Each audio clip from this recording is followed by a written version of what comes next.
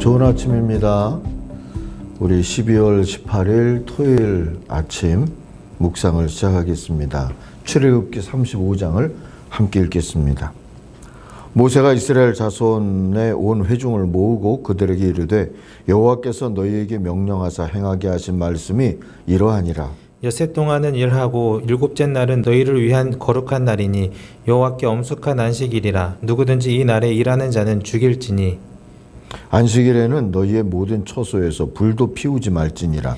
모세가 이스라엘 자손의 온 회중에게 말하여 이르되 여호와께서 명령하신 일이 이러하니라. 이르시기를 너희의 소유 중에서 너희는 여호와께 드릴 것을 택하여 마음에 원하는 자는 누구든지 그것을 가져다가 여호와께 드릴지니 곧 금과 은과 놋과 청색 자색 홍색 실과 가는 배실과 염소털과 붉은 물 들인 수량의 가죽과 해달의 가죽과 조각목과 등유와 및 관유에 드는 향품과 분향할 향을 만드는 향품과 호마노며 에봇과 흉패에 물릴 보석이니라. 무릇 너희 중 마음이 지혜로운 자는 와서 여호와께서 명령하신 것을 다 만들지니 곧 성막과 천막과 그 덮개와 그 갈고리와 그 널판과 그 띠와 그 기둥과 그 받침과 증거궤와 그 채와 속죄소와 그 가리는 휘장과 상과 그 채와 그 모든 기구와 진설병과 불 켜는 등잔대와 그 기구와 그 등잔과 등유와 분향단과 그 채와 관유와 분향할 향품과 성막 문의 휘장과 번제단과 그 그물과 그 채와 그 모든 기구와 물두멍과 그 받침과 뜰의 포장과 그 기둥과 그 받침과 뜰 문의 휘장과 장막 말뚝과 뜰의 말뚝과 그 줄과 성소에서 섬기기 위하여 정교하게 만든 옷 곧 제사 직분을 행할 때에 입는 제사장 아론의 거룩한 옷과 그의 아들들의 옷이니라.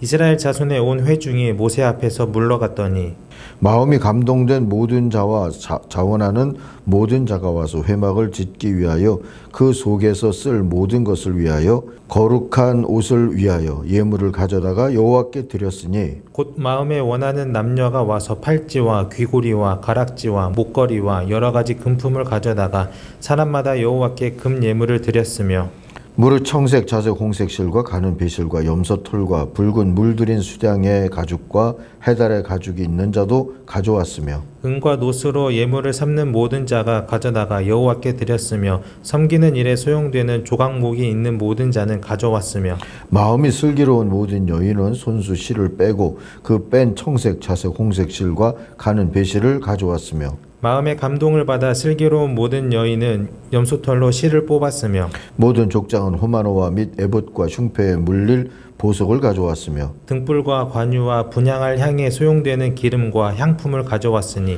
마음에 자원하는 남녀는 누구나 여호와께서 모세의 손을 빌어 명령하신 모든 것을 만들기 위하여 물품을 드렸으니 이것이 이스라엘 자손이 여호와께 자원하여 드린 예물이니라. 모세가 이스라엘 자손에게 이르되 볼지어다 여호와께서 유다 지파 훌의 자손이요 우리의 아들인 브살레를 지명하여 부르시고 하나님의 영을 그에게 충만하게 하여 지혜와 총명과 지식으로 여러 가지 일을 하게 하시되 금과 은과 놋으로 제작하는 기술을 고안하게 하시며 보석을 깎아 물리며 나무를 새기는 여러 가지 정교한 일을 하게 하셨고 또 그와 단 지파 아히사막의 아들 오홀리압을 감동시키사 가르치게 하시며 지혜로운 마음을 그들에게 충만하게 하사 여러 가지 일을 하게 하시되 조각하는 일과 세공하는 일과 청색, 자색, 홍색 실과 가는 배의 실로 수 놓은 일과 짜는 일과 그 외에 여러 가지 일을 하게 하시고 정교한 일을 고안하게 하셨느니라. 아멘. 오늘 묵상의 제목을 자원은사 공동체라고 했습니다. 은사 자원 공동체 뭐 이래도 될 것 같고요. 29절을 요절로 삼습니다. 스스로 바치고 싶어하는 모든 남녀 이스라엘 자손이 주님께서 모세에게 시켜 명하신 모든 것을 만들려고 기쁜 마음으로 물품을 가져다가 주님께 바쳤다. 제 마음대로 금송아지를 만들어서 경배하려다가 크게 혼쭐이 났던 이스라엘 백성이 이제 마음을 고쳐먹고 하나님이 일러주신 대로 성막을 건설하는 얘기가 오늘부터 39장까지 이어집니다. 이 부분은 25장에서 31장 사이에서 보았던 하나님의 지시가 이 성막 건설에 대한 지시였죠. 거의 그대로 되풀이되고 있어요. 좀 지루하게 여겨질 수 있겠지만 그런 유혹을 이겨내시면 하나님이 이르신 그대로 따르는 게 정말 중요한 거구나 하는 감동을 얻으실 수도 있고, 이 부분을 읽으면서 각자 또 처지에서 깨달아지는 것이 있으리라 여겨집니다. 모세가 이스라엘에게 성막 짓는 양식을 전하고 백성이 그대로 실행했다 하는 보고에 앞서서 하나님이 산에서 모세에게 주신 마지막 교훈이 안식일을 지키라는 분부라는 것을 오늘 1, 2, 3절이 가르쳐 줍니다. 이는 성막을 짓는 기간에도 해야 할 순종사항의 초짜가 돼야 하기에 여기에 두었으리라 짐작됩니다.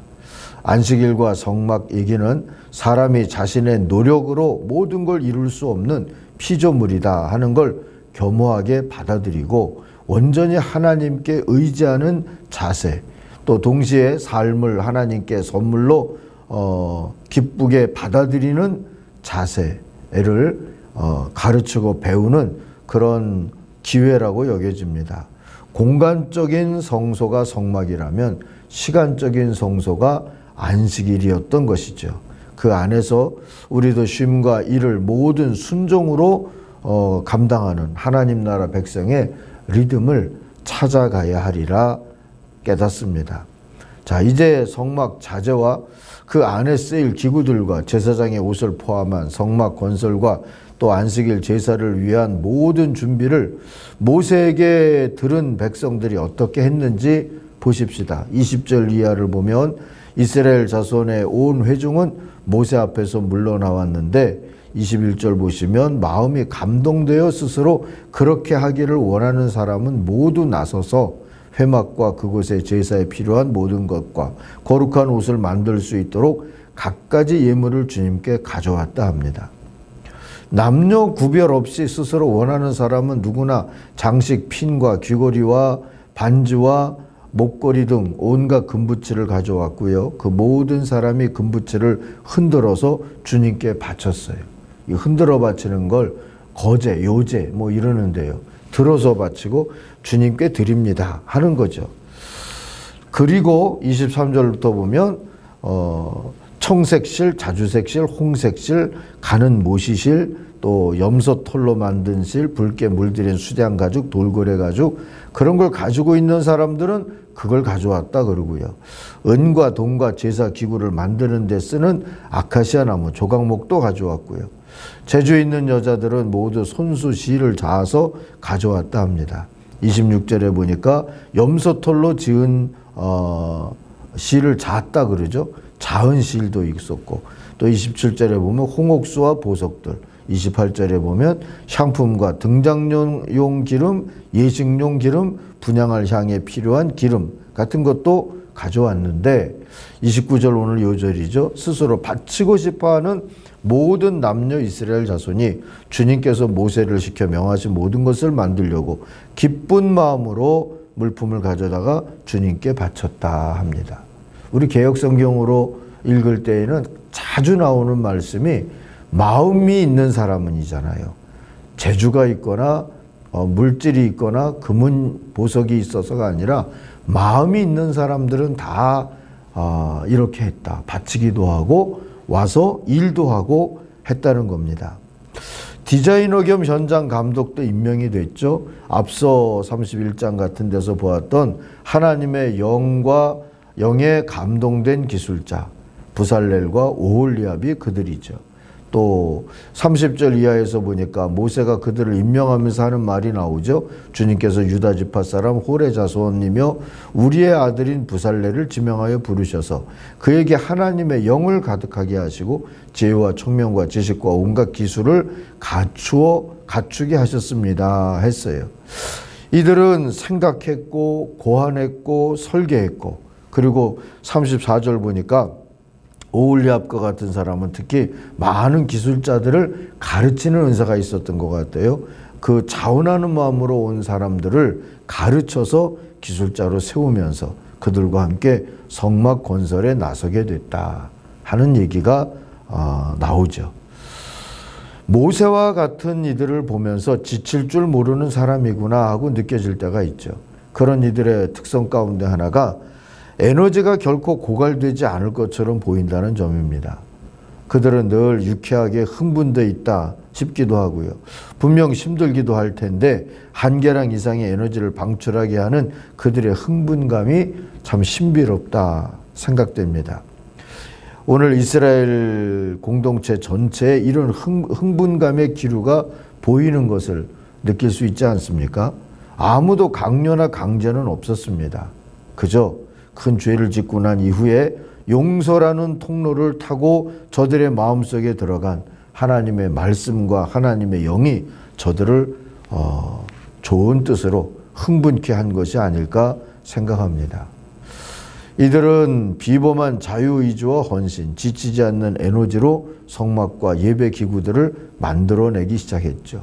필요한 은사와 지혜는 다 하나님으로부터 왔다고 31절에 특별히 가르쳐 줍니다. 그것들은 모두 성막을 짓고 공동체를 세워가고 하나님의 말씀을 순종하는 데 꼭 필요한 것들이었어요. 위드 코로나든 포스트 코로나든 또는 이 분단된 이 한반도 땅에서 사는 모습이든 광야의 교회들에게 가장 필요한 것도 성령의 은사와 에너지이지 않겠습니까? 그것이 흘러 들어올 수 있는 하나님의 용서와 하나님의 인도하심을 받을 수 있고 전할 수 있고 증언할 수 있는 그런 통로들을 만들어가는 게 오늘 교회들이 또 해야 할 일이 아닐까 하는 생각도 갖게 됩니다. 하나님의 은사 공동체로 또 기쁨으로 자원하는 공동체로 이 시대에 하나님 앞에서 이 안식일 정신을 살리고 또 평화 통일을 이루어가면서 살 수 있는 그런 오늘의 교회가 되도록 또 이 새 밑에 우리가 함께 기도하는 그런 날이 되면 더 좋겠습니다. 기도하겠습니다. 하나님 아버지, 교회들을 통하여서 이 땅을 축복하시려고 교회들을 은사 공동체로 세우시는 하나님의 섭리를 믿습니다. 하나님의 성령으로 충만하고 주신 은사들을 믿음으로 헌신해서 하나님의 뜻을 이루어가는 오늘의 교회들이 되게 하여 주옵소서. 예수님의 이름으로 기도하옵나이다. 아멘. 하늘에 계신 우리 아버지, 아버지의 이름을 거룩하게 하시며 아버지의 나라가 오게 하시며 아버지의 뜻이 하늘에서와 같이 땅에서도 이루어지게 하소서. 오늘 우리에게 일용할 양식을 주시고 우리가 우리에게 잘못한 사람을 용서하여 준 것 같이 우리 죄를 용서하여 주시고 우리를 시험에 빠지지 않게 하시고 악에서 구하소서. 나라와 권능과 영광이 영원히 아버지의 것입니다. 아멘. 각자 기도하겠습니다.